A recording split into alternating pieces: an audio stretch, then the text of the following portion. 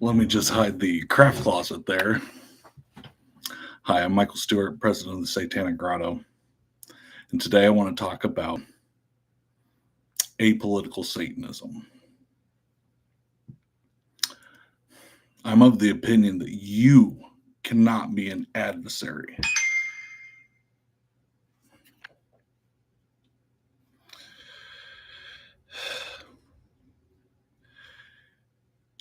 You cannot represent Hasatan, the sad adversary, by sitting on the sidelines. This is a dangerous fiction that exists in the left-hand path world. It's the idea that you can be a Satanist and avoid being political. This is a philosophy of comfortable detachment, a belief that one can claim the mantle of what we do as Satanism, as Satanist,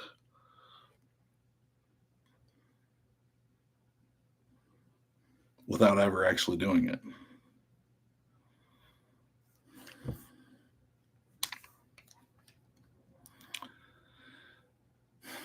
I'm not really great at these live stream things. I'm much better on a protest line, which is why I'm probably considered a political Satanist, even though that's just one of many things we do around here. But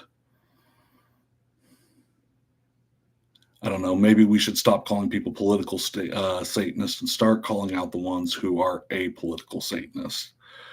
Because to me, it's a profound and very cowardly contradiction to be a Satanist and claim to be the adversary to arbitrary authority and oppressive powers that affect you. And then say, well, anyone could just do that on their own. We don't need to talk about it as a group or get together and do it as a group of Satanists. In 21st century America, there is a power at play that has a very clear name, and it's Christian fascism. To claim neutrality as a Satanist in the face of clear Christian fascism is dangerous. It's irresponsible. It's something worthy of being called out. And just to claim that you are neutral or you are not aware or you don't experience what everybody else's experiences, well, it's an abdication of power. It's a failure of your own will. And we're in the middle of escalating aggression. And why we're in that, silence is consent. To not stand against it is allowing it to happen and harmful to others trying to fight against it. There is no neutral ground on a moving train. And this is not the beginning, so do not mistake believing this is a new crisis or we're just right on the beginning of it and we can still pull back from this.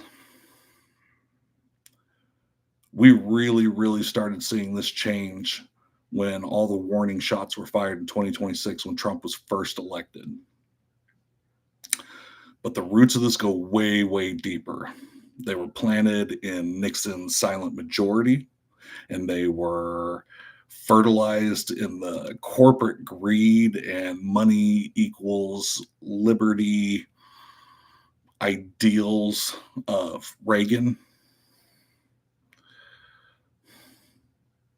And for decades, American politics has been sold to the highest bidder. It's been done so on the conservative side while central liberals, eager to maintain their own wealth, power, position, just kind of shrug it off as the cost of doing business and ignore the rising tide of what's happening. Or even worse, they take a neutral defense of it as it's just another political stance that has to be respected in this country. But none of this is true, and we have seen these playbooks before. The current regime isn't reinventing anything. They've just gotten better at it the second time around.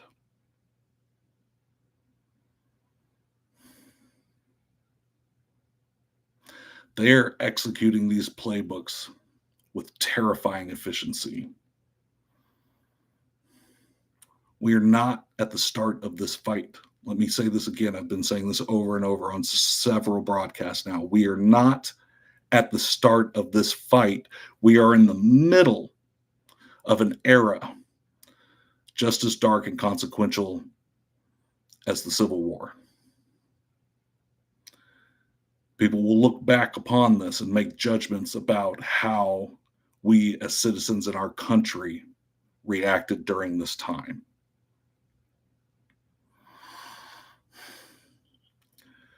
I think the blindness of privilege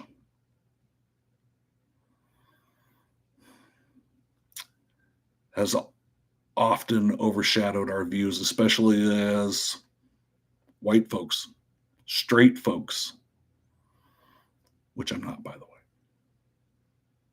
cisgendered folks, which I am, folks that can pass as Christian, that can pass as the greater majority. You may not feel this oppression, and you may think this guy's overreacting. He keeps talking about our privilege, our rights being taken away, but I don't experience that.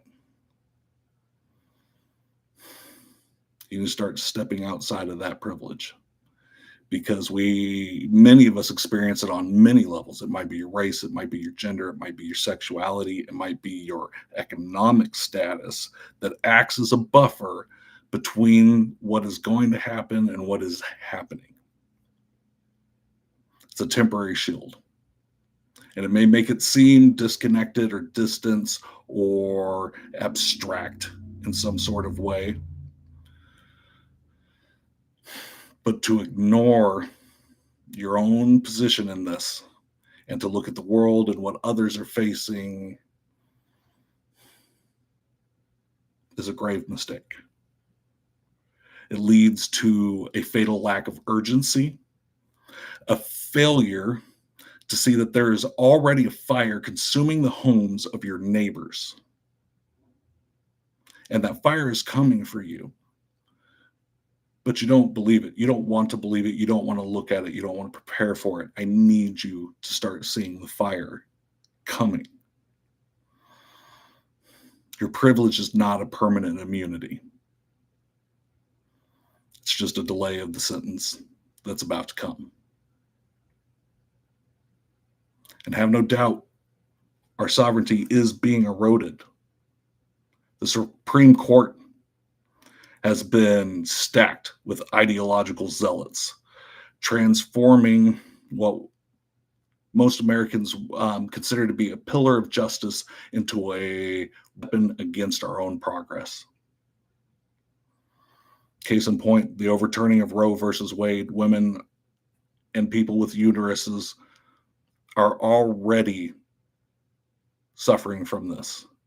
I live in one of the few states that upheld abortion rights for its citizens, and it's still under attack, and it's still been cut down and reduced. Prior to the overturning of Roe versus Wade, Kansas helped service folks who needed medical attention from Oklahoma, Texas, Missouri, although Missouri's been fighting their own battle and trying to clear that, and good for them for really getting into the muck on that. These are rights that are being taken away. What about a wave of vicious anti-LGBTQ legislation, specifically nowadays targeting our trans comrades. It won't stop there either. If you're queer, if you're a man who has sex with other men, if you're a woman who has sex with other women, if you consider yourself fluid, non binary, trans, you're all the same devil. Hear that. You're all the same devil, and they're coming for you one by one, just like they're going to come for the rest of us.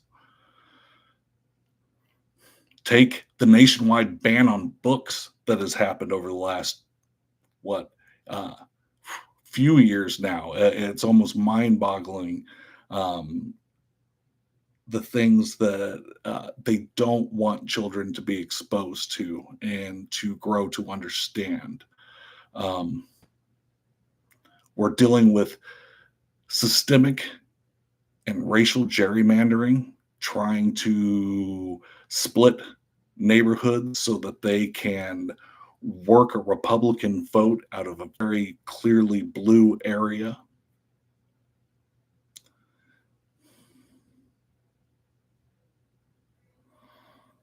And then there's always ICE. And whatever your personal opinions on immigration, let's not even take that. Let's look at how federal agencies are threatening cities with military style actions, and they are abducting American citizens off of the street. These aren't things that we're imagining. These aren't things that are an opinion. These are things that are happening. These are the playbook that I keep talking about. Being an apolitical Satanist is no longer a luxury any of us can afford. This is an outdated relic from Anton LaVey. And times were different in the 70s and late 60s, although honestly, I think he just didn't want to deal with it. Honestly, I think that just wasn't on his mind and it wasn't a priority. Militant Christian nationalism is making it our priority. They're already coordinated. They already have a plan in action and are fulfilling it. Once again, we're not at the beginning. We're not rounding anything off. We're not voting it away. We're in the middle of it. And keeping ourselves out of politics, our very specific ability to come against this enemy. Once again, it's a mistake. It's detrimental to all of us, to all of our communities, because they will start formally declaring groups like the Satanic Grotto, the Satanic Temple, anti-fascist organizations that are out there outside of the satanic scope. They will all start becoming domestic terrorist organizations. They will start labeling us as violent extremists that need to be stopped and destroyed, and they will not have any mercy on us.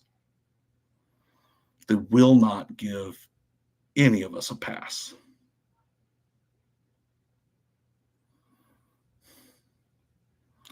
And when that day comes, apolitical Satanism will get you condemned just as fast as us who tried to fight back. And all you will have done is weighed the rest of the community down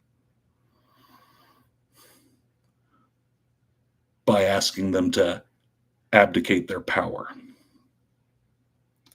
So this kind of brings me to my final bit on this. What do I say we do when I say we need to start acting? What do we need to do? We need to get loud. This is the brutal truth that I think that I've figured out here in my political Satanism. Don't hide. Don't try to go underground and be covert. That just makes you an easy target. They just got to root you out and stop you then. Instead, get loud, loud, loud. Let the world see you. Let the world see your community. Start organizing and communicating with other organizations like yours, other communities like yours, and be loud. Say, we are here. We are Americans, and we are fighting back for our freedoms. If you hide, they're going to hunt you down like a predator. That's what they do. They will flush out prey, and they're very good at it. So don't be prey. Force them to fight you in the daylight. Force them to take you on publicly in front of everyone. Because when you do that, you cannot be ignored.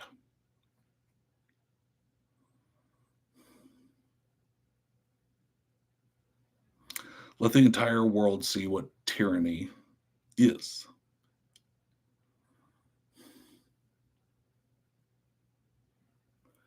Be the bad guy. Be the adversary. Embrace the fact that we are Satanists. What more can they accuse us of? What greater treachery can we be against a Christian fascist nation than becoming the adversary, the devil? Really owning up to that and making them play up to their own rule books, to doing it in front of everyone. And if we all do it now, if we all start now, like the Grotto has on the state level this year, maybe in the middle of this thing, we can start to turn it around.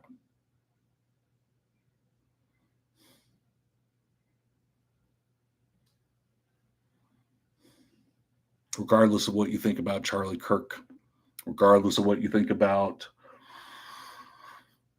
the Satanic Grotto or any of the satanic monoliths out there, really take a moment to think about what I'm saying.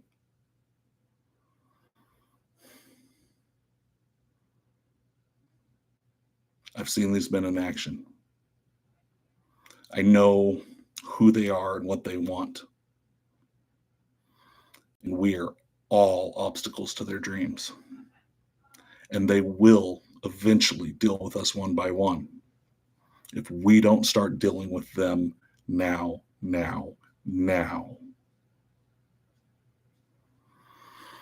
Thank you all for watching.